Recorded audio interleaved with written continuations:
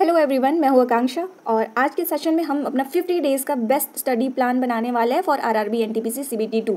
Date announce हो चुकी हैं। मई मंथ में आपका पेपर होने वाला है। हालांकि टेंटेटिव है, बट आप मान के चलिए कि मई के महीने में आपका परीक्षा जो है वो शुरू हो जाएगा।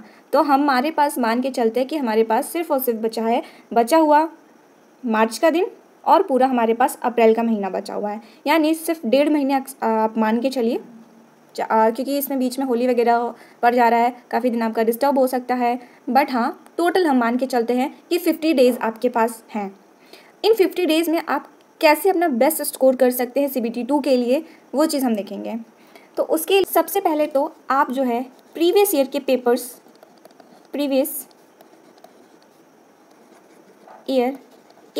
अपने पास रख लीजिएगा। 20, 25, 40, 30 कितना भी हो, आप अपने प्रीवियस ईयर्स के पेपर्स अपने पास रखिएगा। इस प्रीवियस ईयर पेपर्स को आप जो है डेली बेसिस पे प्रैक्टिस करिएगा। सेकंड आता है करंट अफेयर। देखिए, इसकी वेटेज काफ़ी ज़्यादा हो जाती है। आप अपना CBT 1 में आपने देखा ही होगा कि कितना वेटेज है, क्योंकि GS में आपका जो है 50 क्वेश्चन आने वाले हैं, बाकी रीजनिंग और मैथ्स के 35 रहेंगे, यानी टोटल 120 क्वेश्चन। तो इन जो है 50 क्वेश्चन में आपको देखने को मिलेगा कि करंट अफेयर के क्वेश्चन सबसे ज़्यादा हैं। मैंने अपनी प्रीवियस ईयर का कुछ पेपर्स देख रही थी, लगभग 15 मान लीजिए 15 क्वेश्चन तो आपको ही 10 से 15 के बीच में करंट अफेयर के क्वेश्चन मिलेंगे। और इसको करंट अफेयर तैयार करने के लिए आप जो है, अभी आपके पास 50 दिन है, आप या तो मंथली बेसिस पे किसी की करंट अफेयर्स पढ़ सकते हैं या फिर बहुत सारे यूट्यूब वीडियोस की हेल्प लेके करंट अफेयर अपना तैयार कर सकते हैं। अब बात आती है कि कितने दिन का करंट अफेयर तैयार करें। तो देखिए, इसमें जो है होता कि आपने देखा होगा कि 1 साल से पहले के भी करंट अफेयर पूछे जाते हैं, बट देखिए अगर 1 साल के पहले के करंट अफेयर अगर पूछे जाएंगे तो सबके लिए दिक्कत की बात है।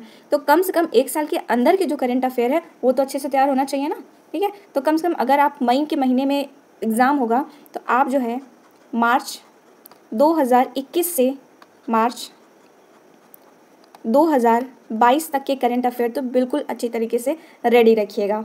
आप मंथली बेसिस पे करंट अफेयर, क्योंकि देखिए बहुत सारे ऐसे करंट अफेयर के वीडियोस आते हैं जो मंथली बेसिस पे बेस्ट 100 क्वेश्चंस, बेस्ट 200 क्वेश्चंस ऐसे आते रहते हैं। तो आप जो है रेगुलर बेसिस पे करंट अफेयर्स को देखते रहिए। इससे क्या होगा, धीरे धीरे वो करंट अफेयर आपके दिमाग में घुसता जाएगा और धीरे धीरे आपका इस टॉपिक में आपका कॉन्फिडेंस बढ़ता रहेगा। अगर आपका करंट अफेयर तैयार हो गया तो GK GS जो सेक्शन है इसमें आप बहुत कॉन्फिडेंस फील करेंगे।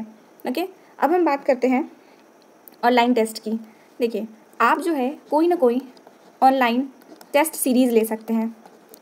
टेस्ट सीरीज़ बहुत सारे अलग अलग प्लेटफॉर्म की अवेलेबल है। टेक्स्ट बुक की ले सकते हैं, बहुत सारे चीज़ है। अब कोई भी, उससे हम ये कोई पर्टिकुलर नहीं बोल रही हूँ, कोई भी आप ऑनलाइन टेस्ट सीरीज़ आप ले सकते हैं विद टाइमर, क्योंकि सब कुछ अवेलेबल होता है, वो आप प्रैक्टिस कर सकते हैं। उसके बाद टेस्ट देने के बाद आप एनालिसिस ज़रूर करिएगा।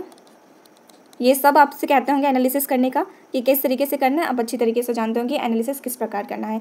आप एक अपना नोटबुक छोटा सा बना सकते हैं, कोई पतली सी कॉपी बना सकते हैं, उस पर जो क्वेश्चंस ना आए आपको वो क्या कर सकते हैं, जो आपसे ना बने हो उनको आप पॉइंट वाइज करके नोट कर सकते हैं, ठीक, प्रतिदिन का।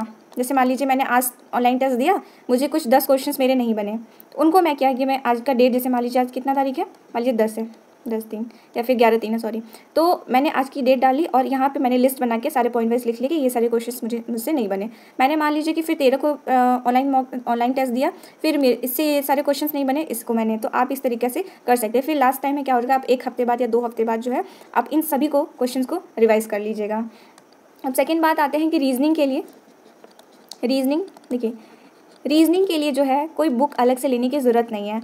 अगर आप जो है प्रीवियस ईयर के पेपर्स और ऑनलाइन मॉक जो टेस्ट दे रहे हैं, आप उसमें अगर अच्छा परफॉर्म कर ले रहे हैं तो कोई भी अलग से रीजनिंग पढ़ने का, कोई बुक लेने का कोई मतलब नहीं है।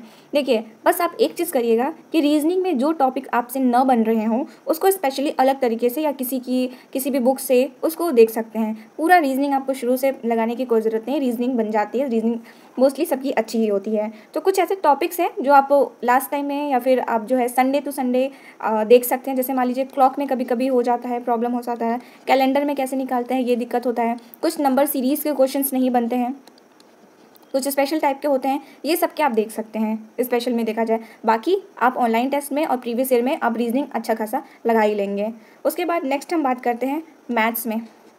तो मैथ्स के भी अच्छे खासे क्वेश्चंस आने वाले हैं। तो मैथ्स आपको रेगुलरली जो है प्रीवियस ईयर्स के तो आप लगा ही रहे हो, प्लस एक्स्ट्रा देखो जो टफ़ क्वेश्चंस हैं उनकी भी आप प्रैक्टिस करते रहो, क्योंकि सिंपल क्वेश्चन सभी से बन जाएंगे, आपको बाजी मारनी है टफ़ वाले में जो बिल्कुल थोड़ा हट के अलग आने वाला है। और आप अपनी जो है कैलकुलेशन स्पीड पे भी ध्यान दीजिएगा, कैलकुलेशन स्पीड पे, क्योंकि इस टाइम जो है इस बार के पेपर में CBT 2 में टाइम उतने ही रहेंगे जो CBT 1 में जितना था, बट नंबर ऑफ क्वेश्चंस जो है वो ज़्यादा हो जाएंगे, यानी पर क्वेश्चन आपको टाइम जो है CBT 1 के कंपैरिजन में तो कम ही मिलेगा। तो कम से कम मैथ्स पे जो है आप बहुत अच्छे से ध्यान दीजिएगा। उसके बाद अब हम बात करते हैं कि हमें जो है हर टॉपिक पे या हर सब्जेक्ट पे कितना कितना वेटेज देना पड़ेगा, कितना कितना टाइम देना पड़ेगा। तो सबसे पहले अगर हम एक दिन की दिनचर्या बना लें, जैसे मान लीजिए कि आज मंडे है, ठीक है, मंडे में मान लीजिए हमारे पास 3 सब्जेक्ट्स आपके आने वाले हैं, मैथ्स, रीजनिंग, GK GS, ये 35 नंबर के, ये भी 35 और ये 50, यानी टोटल 150 क्वेश्चंस आने वाले हैं ये आपके।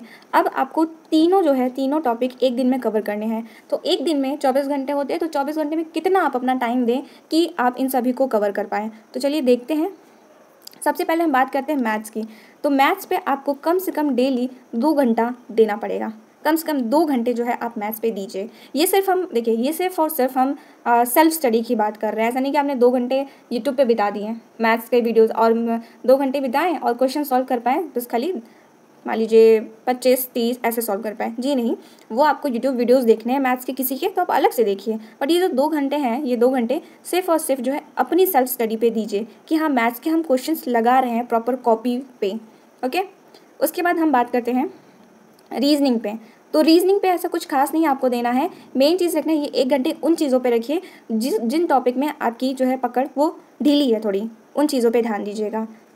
नेक्स्ट हम बात करते हैं GK GS पे। तो GK GS पे आपको भी 2 घंटा प्रतिदिन देना पड़ेगा। जैसे इसके लिए मेन फोकस आप साइंस पे करिएगा। अभी करंट अफेयर को इसमें हम करंट अफेयर को अभी नहीं इंक्लूड कर रहे हैं, करंट अफेयर के लिए अलग से टाइमिंग आपको निकालना पड़ेगा। 2 घंटे जो है आप जो है प्रतिदिन GK GS पे दीजिए। और आप उसके लिए ल्यूसेंट जो है पढ़ सकते हैं, बहुत अच्छी बुक है, सभी पढ़ते हैं, सबके पास तो ल्यूसेंट होती है। कोई और भी आपको अच्छी पसंद है तो आप उससे भी पढ़ सकते हैं।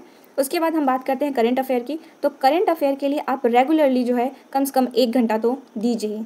आप 1 घंटा में जैसे मान लीजिए किसी की वीडियोस दे सकते हैं 1 घंटे की, और करंट अफेयर की मंथली, जैसे मान लीजिए मैंने मार्च का उठाया तो मार्च का करंट अफेयर 1 घंटे में देख के ख़त्म कर दिया। या आप मैगजीन से पढ़ रहे हैं तो मैगजीन से आप अपना टाइम बना लीजिए कि हाँ 1 घंटे में मुझे ये मैगजीन ख़त्म करनी है, ठीक है। तो इस तरीके से आप बना सकते हैं। या आप अपना वीकली बेसिस पे बना सकते हैं कि हाँ मार्च महीने का जो करंट अफेयर है मैं इस हफ्ते ख़त्म कर दूंगा।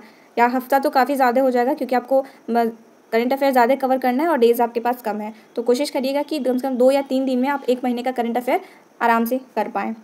ओके, तो और उसके बाद लास्ट बचता है हमारा प्रैक्टिस के लिए तो बेस्ट है कि 1 मॉक टेस्ट डेली ज़रूर दें। इतना आप कर लेते हैं तो फॉर श्योर आपका 100+ तो आना ही आना है, ठीक है। आप जो है सिर्फ हम ये कहेंगे सिर्फ 1 महीने सिर्फ इसको डेली प्रैक्टिस करके देखिए, डेली ये फॉलो करके देखिए। और जैसे आपने आज मॉक टेस्ट दिया, आप लास्ट एंड के या 1 या 2 हफ्ते बाद देखिएगा कि आपके मॉक टेस्ट में मार्क्स इंप्रूव हुए या नहीं। आपको अलग ही कॉन्फिडेंस आएगा अगर आप ये पूरा अच्छे तरीके से फॉलो करते हैं तो ये था, आप अपने अकॉर्डिंग बना सकते हैं। मैं ये नहीं कह रही कि आप यही फॉलो करिए, आप अपना खुद का जो है अपने अकॉर्डिंग, अपने शेड्यूल के अकॉर्डिंग, अपने वीकनेसेस, अपने स्ट्रॉन्ग पॉइंट्स के अकॉर्डिंग आप अपना जो है शेड्यूल मैनेज कर सकते हैं। दैट्स ऑल, मिलते हैं आपको नेक्स्ट वीडियो में।